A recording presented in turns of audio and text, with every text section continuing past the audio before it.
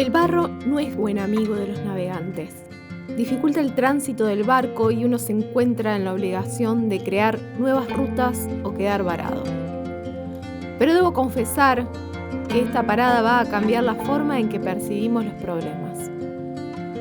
Del barro nace la cerámica, que revolucionó la vida social de las comunidades originarias.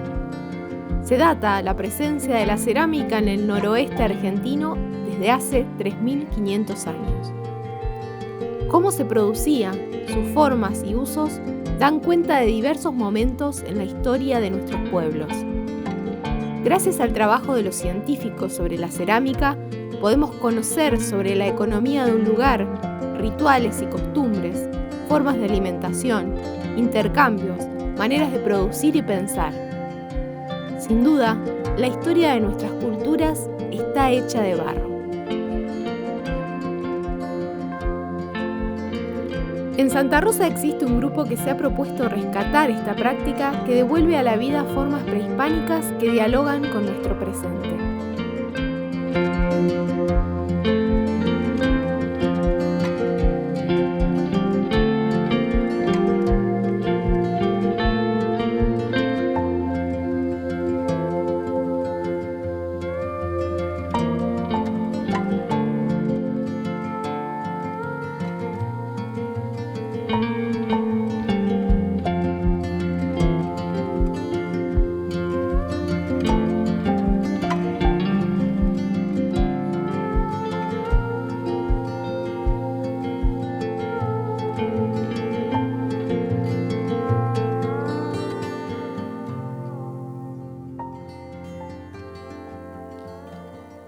Roxana, contame cómo nace Barriales y cuánto hace que nace.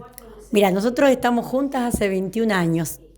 Iniciamos esta tarea en esta misma casa, no era todavía Cheje, sino que era mi casa, y mi cuñada restaura piezas para museos y demás, y vino a dar un taller de réplicas de culturas prehispánicas. Y ahí empezamos. ¿Hasta ahí tu contacto con eso era cero? Cero contactos, no hacía, ni tampoco me imaginé. Yo me acerqué porque era la dueña de la casa, pero ni me imaginé que iba a después ser mi pasión y mi hobby, ¿no? Y casi mi militancia, porque esto tiene también un poco de eso. Uh-huh. ¿Tuviste que estudiar, conocer, aprendiste de alguien más? ¿Cómo hiciste para armar tu trayectoria, digamos? En ese entonces, Karina Piñero venía y ella traía todo, la bibliografía y demás, pues como hacíamos réplicas, estaba muy basado en las culturas prehispánicas de nuestro actual territorio, que no era nada que ver con lo otro y que jamás, si yo te pregunto, ¿vos sí tuviste alguna vez formación? Nunca en la educación sistemática están incorporados estos contenidos y que son tan nuestros y tan ancestrales, ¿no? Cuando yo digo de culturas prehispánicas, estoy hablando de las personas que vivían en el noroeste argentino y que estuvieron ahí desde siempre. Si vos ves el desarrollo, así que ahí sí tuvimos que estudiar, porque veíamos el desarrollo de las culturas, siempre en relación con alguna mirada de los arqueólogos, o sea, del blanco, para diferenciarlo de lo puramente del trabajo que harían ellos en ese entonces. Y ahí sí tuvimos que estudiar mucho y conocer que existían acá la cultura condorguacia, aguada, ciénaga, un mundo de conocimiento que jamás habíamos incorporado. ¿Qué te conectó a vos con eso? Claro, y a partir de ese acercamiento, como venir a jugar con el barrito, primero me di cuenta de lo maravilloso, porque como ya te digo, estudiábamos, están los libros y veíamos esas piezas y ese significado.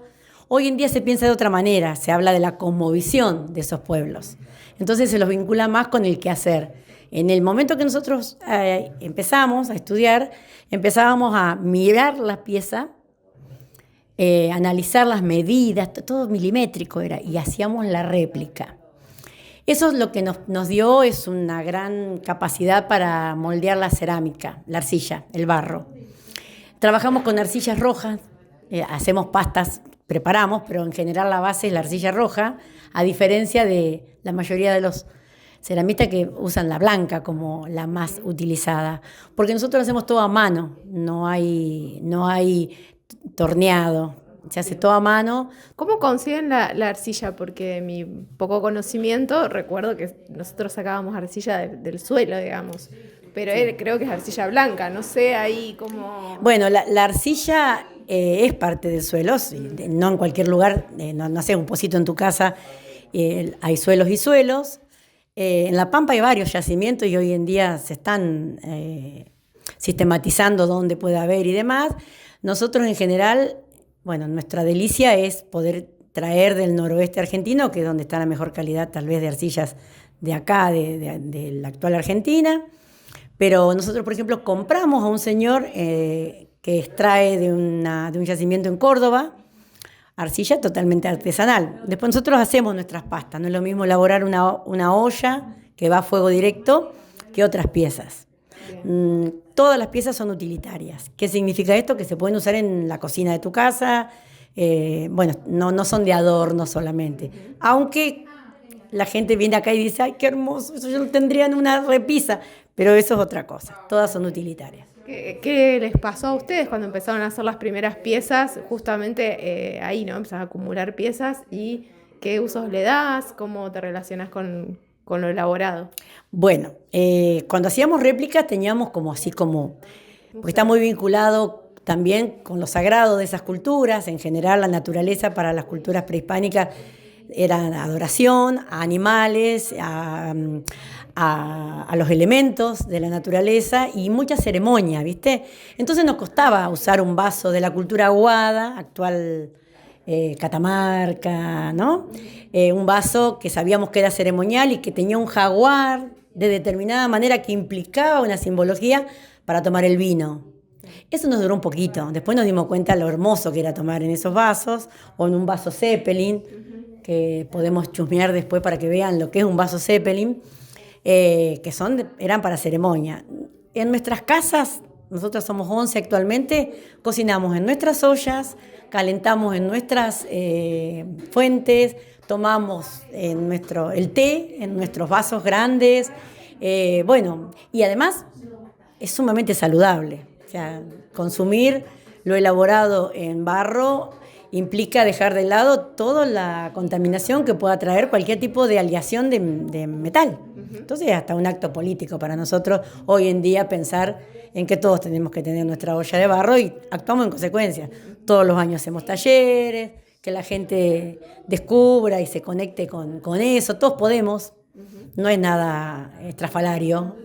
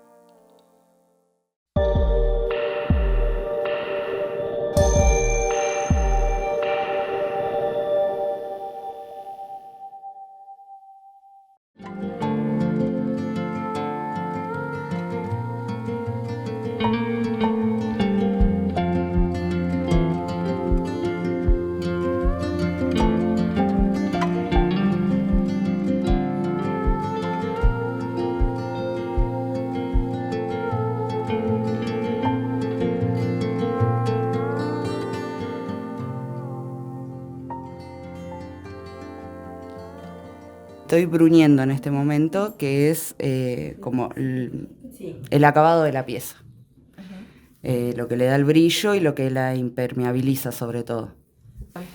En Barriales yo empecé como alumna en el 2009. Y después, bueno, las chicas me invitaron a ser parte y bueno, pero empecé como alumna. Ajá, ¿y qué te pasa a vos cuando trabajás la pieza? Me desconecto de todo y me conecto también. Yo estoy, así como ella te dijo que está terminando una pieza de bruñido, yo estoy comenzando una pieza, Ajá. ¿sí? Que parte desde un puco, esto es un puco, y a partir de acá se puede hacer lo que sea, desde un mate hasta una olla, Ajá. ¿sí? Esto es lo primero que se hace. Y después se le va agregando planchas o chorizos, depende de la pieza, del tamaño. ¿Ya tenés el diseño en la cabeza o va surgiendo? A veces está el diseño y generalmente siempre se apunta a ver si quiero hacer una olla o si quiero hacer una jarra, y después a veces surgen nuevas ideas dentro del proceso y bueno, puede surgir otra cosa. En este momento estoy haciendo algo parecido a lo que está haciendo Nancy, estoy comenzando, entonces comienzo con pellizcos, lo que voy a hacer son mates, y esto que nosotros le llamamos puco, en realidad es un cuenquito, pero siempre se empieza con un pellizco al que vamos moldeando con esta forma de cuenco. Los míos son chiquitos porque voy a hacer mates chiquititos, si no los hacemos un poco más grandes y se crece con chorizos y con planchas. Mi nombre es Jorgelina y estoy en el taller hace 10 años más o menos. Acá lo que estoy tratando ahora de levantar es una botella, una reproducción. Despacito levantás el cuenco que le decimos, desde el pellizco vamos levantando paredes y ahora cerrando para hacerle la cabeza a la botella. ¿Esto se hace todo en un solo día o vos podés ir trabajando en distintos momentos? ¿Qué pasa con la arcilla ahí? No, son distintos momentos porque también todo depende del secado de la arcilla, de la pieza, de la calidad de la arcilla también, humedades. Pero son piezas que logramos hacerlas en, no sé si te digo, 2, 3 intentos, dependiendo de cómo va trabajando la arcilla, ¿no? Y del tiempo de cada una. Si sale mal, ¿se recupera?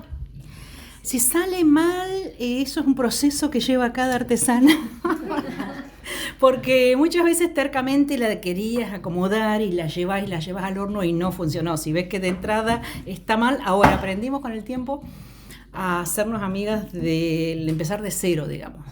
La vez que está mal, agua, se desarma y se vuelve. Pero después de mucha pieza rota, a disgusto, es todo práctica. Son distintas arcillas, distintas medidas, distintos estados de una para trabajar también. No. En esto de la posibilidad de que algo salga mal y tener que empezar de nuevo, ¿cómo te llevas con el fracaso? Y yo he tenido fracasos. Muchos. Yo comencé en el 2013 con Marcela, que era mi profe, y como dijo Jorgelina, después ellas nos adoptaron dentro del grupo de barriales. Pero hubo un año, Marcela, que me pasó de todo. O sea, piezas que se me rompían ya cuando estaban hechas, engobadas, ya para el horno.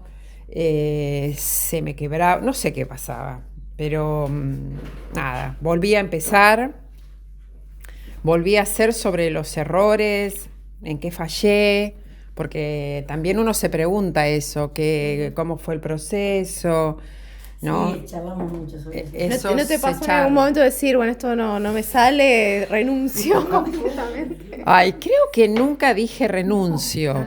Sí que me enojé mucho, ¿Renuncio? No, nunca, pero siempre decíamos, ¿no? Ay, si a mí me pasara esto, inclusive había gente que decía, si me pasara esto, no sé.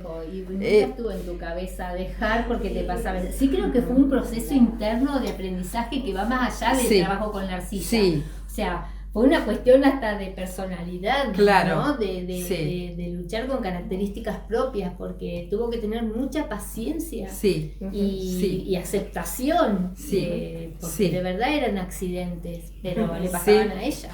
Claro. ¿Viste? Entonces, Ahora, entonces claramente, digamos, hay algo que te conecta, digamos, con la actividad que estás haciendo, que Totalmente. hace que Sí, yo lo permanezca. atribuía un poco a la energía, ¿no? Decía esto de la energía, ¿no? Porque uno pone también con la mano, ¿no? Con el calor de las manos, y uno tiene como un lenguaje con el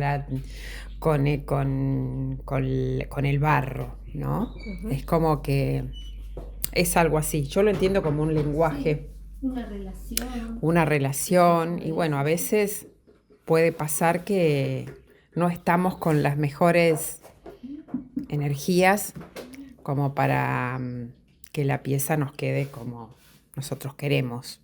Me surge una curiosidad, pero muy personal. Como no estoy tocando el material, entonces tengo la sensación, uno ve unas grietas, qué sé yo, ¿qué onda el manejo del agua? ¿Hasta dónde uno le mete agua? Y no La sé. belleza y la porque perfección. en realidad, y siguiendo un poco con lo que te contaba Nancy, porque el trabajo con la arcilla es un trabajo de tiempos y humedades. Entonces, vos todo el tiempo estás trabajando con el estado de la arcilla. Por ejemplo, a mí acá se me está agrietando un poco porque yo la estoy trabajando, no está tan húmeda. Cuanto más húmeda, más maleable. Cuando tenés oficio, te das estos permitidos de comenzar el puquito y que se resquebraje un poco, porque después tenemos herramientas con los que nosotros llamamos emprolijar, que vamos como acariciando esa superficie hasta que tapamos estas grietas. Pero es re normal porque yo la estoy forzando. Entonces, en esta relación, yo estoy al servicio de ella y no ella a mi servicio. Entonces, bueno, digo, ya si en una grieta se está haciendo muy grande, quiere decir que yo estoy presionando mucho y no estoy manejando bien mi ansiedad. Porque si hay algo que se necesita para hacer cerámica o para hacer alfarería, es manejar tus ansiedades. Esto que decía Nancy, yo creo que lo que aprendió Nancy en todo este proceso fue a manejar su ansiedad, ¿no? Y eso, y ponerse al servicio de la arcilla.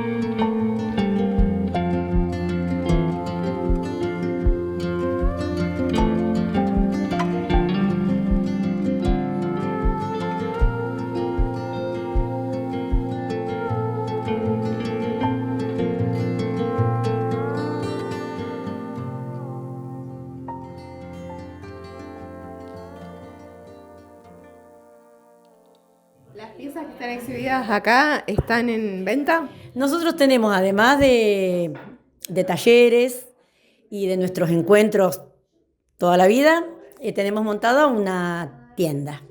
Esta tienda, las piezas están hechas por nosotros. Hay algunas compañeras que, además de ser parte de Barreales, tienen sus marcas propias. Loica Cerámica, una compañera que es bióloga, que se dedicó mucho tiempo a aves, entonces vas a ver en sus piezas siempre algo que tenga que ver con la naturaleza, están impregnadas en sus piezas. Mica tiene su marca que es Arroca Fuego, pero por sobre todas las cosas, o por arriba de todo eso, somos Barreales. Y las piezas conviven Y bueno, si nosotras venimos y miramos y no sabemos quién la hizo, cualquiera de las barriales va a saber de quién es la pieza. Hay marcas y pistas que nos hacen descubrir de quién es la pieza. ¿Sabes cuando decís, bueno, esta pieza ya está terminada, va al horno? A veces sí, como que te pones re intensa y bruñís y que brille, pero en algún momento se seca la pieza, ya no te deja, la pieza se raya si seguís, y ella misma te dice, bueno, hasta acá llegué, lo que sigue es el horno. Entonces sí quería como profundizar eso, que una pieza va al horno cuando hoy todas que ya tenemos mucho oficio encima, va al horno cuando nosotros consideramos que vale la pena que vaya al horno. Si no, la arcilla se recupera, es un bien que se recupera. Mientras no pase por el horno, siempre hay posibilidad de volver a transformarlo en barro, entonces no hay problema. Una vez que pasó por el horno, ya se transformó en cerámica y eso no tiene vuelta. Y como la arcilla es un bien que no es renovable, también hay entre nosotros un acuerdo de cuidar este recurso, porque, bueno, sí, el universo la va a renovar, se sigue haciendo arcilla, la tierra sigue haciendo arcilla. El tiempo que pasa que el tiempo del hombre es mucho más corto que lo que la tierra tarda, ¿no?, en producirla. Entonces, sí, en pos de nosotros y de quienes vienen atrás nuestro, sí es un recurso que hay que cuidar. ¿A qué temperatura se cocinan? Y cómo...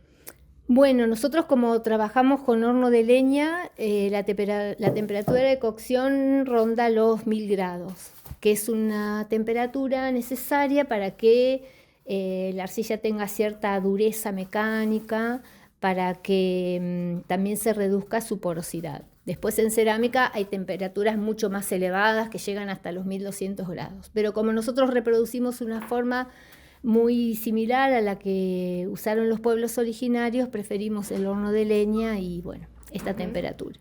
¿Qué es una quema? La quema es eso, justamente cuando pasamos las piezas por el horno, por el fuego. Bien. Tenemos un horno construido con ladrillo, quemamos con madera, quemamos con leña, tratamos de usar todo aquello que sea cajones de desecho, pedacitos de madera. La quema dura 6 horas.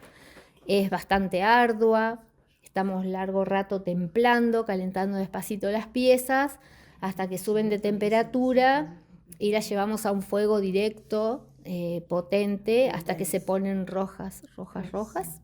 Y bueno, eso lleva un proceso de 6 horas, mucho humo, nos quemamos y nos divertimos mucho también. ¿Qué relación construyeron o han construido por ahí con personas que manifiestan, digamos, su descendencia de pueblos originarios? ¿Se han acercado, han compartido conocimientos? ¿Ahí cómo es la relación? Sí, lo hemos hecho en varias oportunidades, sobre todo viajando. Hemos ido a los barrios calchaquíes, por ejemplo, y ahí hay una comunidad que todavía ha rescatado, o ni siquiera ha rescatado, ha seguido con esa tradición a través de los años. Sí, Salta, Jujuy.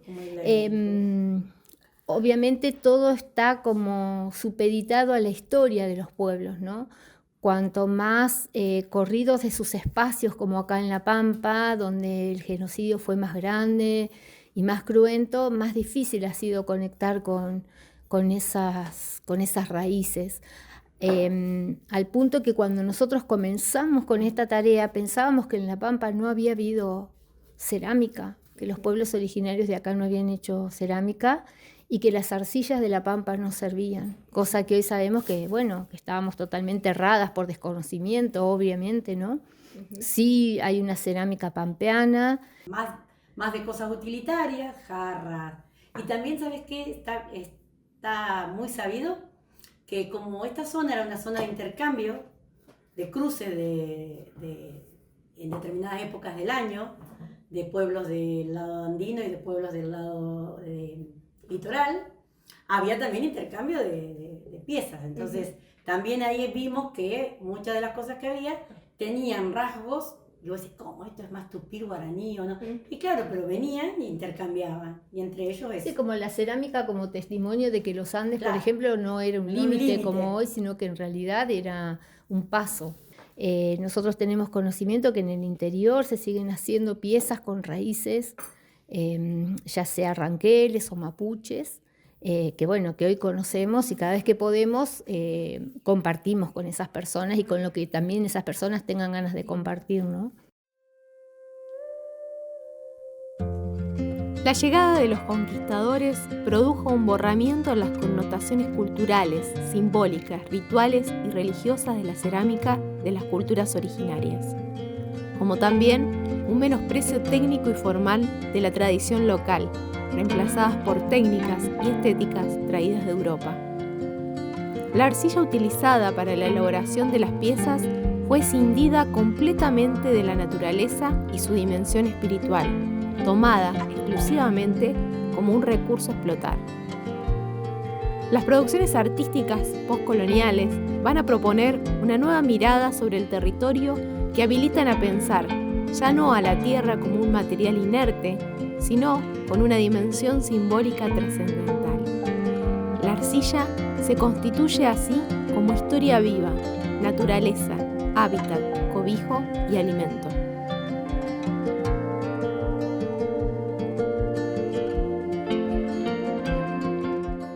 Todas las piezas tienen algo de eso, como no, desde las formas que tienen las piezas. No te vas a encontrar acá con piezas similares a las asiáticas, que es toda la otra corriente por ahí de cerámica con arcilla blanca, contorno, ¿viste?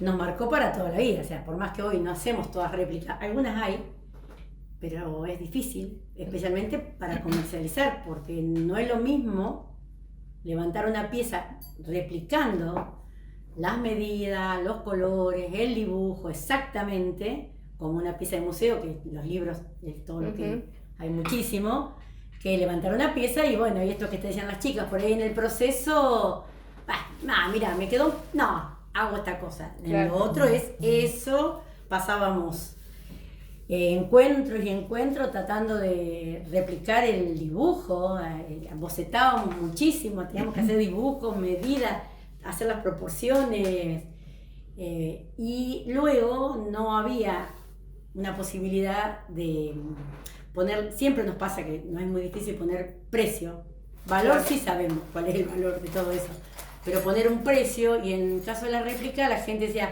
2 preguntas claves, ¿esto para qué sirve? Claro. Yo le decía, es una urna. O qué lindo florerito, nos decían mucho.